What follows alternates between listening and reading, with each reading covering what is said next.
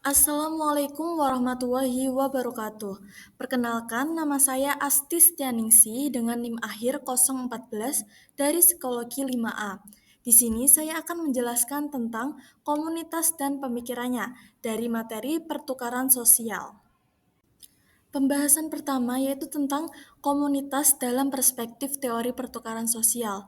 Nah, seperti yang kita ketahui, komunitas sendiri itu adalah kelompok sosial yang anggotanya itu memiliki kesamaan nilai, norma, dan tujuan, serta melakukan interaksi secara berkelanjutan. Jadi, komunitas itu memiliki visi dan misi yang sama dan saling bergantung. Nah, dalam teori pertukaran sosial, komunitas itu menjadi wadah terjadinya proses timbal balik, baik dalam bentuk dukungan emosional, sosial, maupun informasi. Nah, individu itu secara rasional mempertimbangkan untung dan rugi dari interaksi sosial. Nah, selanjutnya itu ada pemikiran tokoh-tokoh utama. Yang pertama yaitu ada George C. Homans pada tahun 1958. Nah, Homans ini menekankan bahwa perilaku sosial itu didasarkan pada prinsip imbalan dan hukuman. Jadi, orang akan terus berinteraksi dalam komunitas jika merasa diuntungkan atau dihargai. Yang kedua yaitu ada Peter M. Blau pada tahun 1964. Nah, Peter ini memperluas konsep ini ke level makro, di mana struktur sosial, ketergantungan, dan kekuasaan itu muncul dari pola pertukaran dalam kelompok besar atau komunitas sosial. Nah, selanjutnya itu ada Richard Emerson yang menghubungkan pertukaran sosial dengan kekuasaan dan ketergantungan, yang menjelaskan bahwa kekuasaan dalam komunitas itu muncul karena ketidakseimbangan dalam kebutuhan dan sumber daya. Nah, selanjutnya yaitu ada pemikiran modern. Nah, peneliti kontemporer seperti Lee pada tahun 2015 dan Jahan dan Kim pada tahun 2020 memperluas penerapan teori pertukaran sosial ke konteks komunitas digital. Nah, seperti yang kita ketahui, komunitas digital itu kan sangat banyak. Di antaranya seperti komunitas belajar online, komunitas desain grafis, dan lain-lainnya. Nah, dalam komunitas daring ini, hubungan sosial itu tetap mengikuti prinsip yang sama, yaitu partisipasi anggota itu didorong oleh rasa saling percaya, dukungan sosial, serta manfaat yang dirasakan. Nah, pembahasan selanjutnya yaitu ada hubungan komunitas dan pertukaran sosial. Nah, dalam komunitas, pertukaran sosial itu terjadi dalam berbagai bentuk. Nah, di antaranya yaitu ada pertukaran informasi, misalnya berbagi pengetahuan antar anggota. Selanjutnya itu ada pertukaran emosional seperti dukungan, empati, dan rasa memiliki. Selanjutnya itu ada pertukaran status, yaitu pengakuan, penghargaan, atau reputasi sosial. Dan yang terakhir itu ada pertukaran material, yaitu berupa bantuan, fasilitas, atau sumber daya ekonomi. Nah, ketika interaksi ini terus berulang dan dirasakan adil, maka terbentuklah rasa solidaritas dan kepercayaan yang menjadi pondasi keberlangsungan komunitas. Nah, selanjutnya yaitu ada prinsip dasar.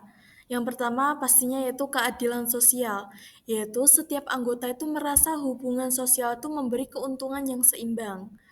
Nah, yang kedua itu ada resiprositas, yaitu saling memberi dan menerima yang menjadi dasar keberlangsungan hubungan sosial ke depannya. Yang ketiga yaitu kepercayaan, yaitu dibangun dari pengalaman positif dalam pertukaran sosial. Dan yang terakhir yaitu ketergantungan, yaitu muncul karena kebutuhan terhadap sumber daya atau dukungan dari pihak lain. Materi selanjutnya yaitu teori perbandingan sosial dalam menilai kebutuhan. Nah, teori perbandingan sosial sendiri atau social comparison theory dikembangkan oleh Leon Festinger pada tahun 1954 dan menjelaskan bahwa manusia itu memiliki kecenderungan alami untuk menilai diri sendiri dengan membandingkan diri mereka dengan orang lain. Nah, Festinger ini berpendapat bahwa setiap individu itu mencari pembanding sosial untuk memahami apakah dirinya itu cukup baik, kurang, atau lebih baik dibanding orang lain. Nah, melalui proses ini, seseorang itu tidak hanya menilai kemampuan atau opini, tetapi juga menentukan apa yang sebenarnya ia butuhkan berdasarkan apa yang ia lihat dari lingkungannya. Nah, selanjutnya yaitu ada jenis-jenis perbandingan sosial. Festinger membedakan dua arah utama perbandingan sosial. Yang pertama yaitu perbandingan ke atas atau upward social comparison, yaitu ketika seseorang itu membandingkan dirinya dengan orang yang dianggap lebih baik, lebih sukses, atau lebih beruntung. Jadi dampak positifnya pastinya seseorang tersebut itu akan lebih termotivasi untuk berkembang ke depannya. Sedangkan dampak negatifnya pastinya seseorang tersebut itu akan merasa rendah diri dan kurang percaya diri. Yang kedua yaitu perbandingan ke bawah atau downward social comparison, yaitu membandingkan diri dengan orang yang dianggap memiliki kondisi lebih buruk. Jadi dampak positifnya pastinya seseorang tersebut akan merasa percaya diri, dan dampak negatifnya seseorang tersebut itu akan merasa stuck di situ aja. Jadi seseorang tersebut itu tidak mau berkembang lebih jauh karena merasa ada yang lebih di belakangnya atau lebih di bawahnya begitu. Selain dua arah tersebut, penelitian lanjutan menambahkan adanya perbandingan lateral, yaitu ketika seseorang itu membandingkan diri dengan orang yang dianggap setara. Selanjutnya yaitu faktor yang mempengaruhi perbandingan sosial. Yang pertama yaitu kedekatan sosial.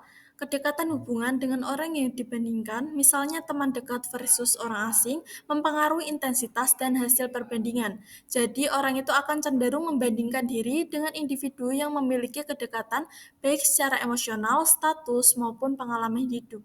Jadi seseorang itu akan membandingkan diri mereka dengan orang terdekatnya terlebih dahulu daripada orang asing. Selanjutnya yaitu usia dan tahap perkembangan. Jadi remaja dan dewasa muda usia 18-24 tahun itu cenderung lebih aktif melakukan perbandingan sosial karena proses pembentukan identitas. Selanjutnya yaitu tujuan pribadi atau personal goals, yaitu setiap individu itu melakukan perbandingan sosial dengan tujuan tertentu. Nah, ada dua orientasi utama. Yang pertama yaitu self-improvement, yaitu ingin memperbaiki diri. Nah, hal ini biasanya dengan melakukan upward comparison, yaitu perbandingan dengan orang yang di atasnya atau lebih sukses. Yang kedua yaitu ada self-enhancement, yaitu ingin merasa lebih baik atau mempertahankan harga diri.